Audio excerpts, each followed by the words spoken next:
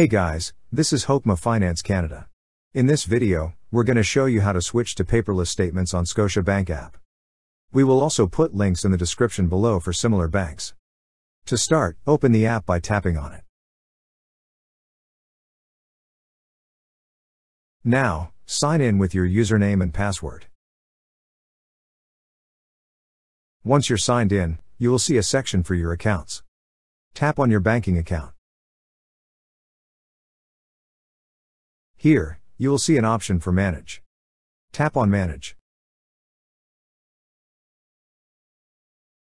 On this screen, scroll down a little. Then you will see a section for Settings. Under Settings is an option for Document Delivery. Tap on Document Delivery. Next, you will see a section for My Accounts. Beside your account is an Edit option. Tap on Edit. To switch to paperless, tap on the option that says Digital. After that, tap on Submit.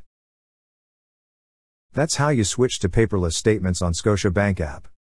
Thank you so much guys for watching, and if you have not yet subscribed to our YouTube channel, please subscribe to our YouTube channel as we create tech videos related to financial apps almost every day.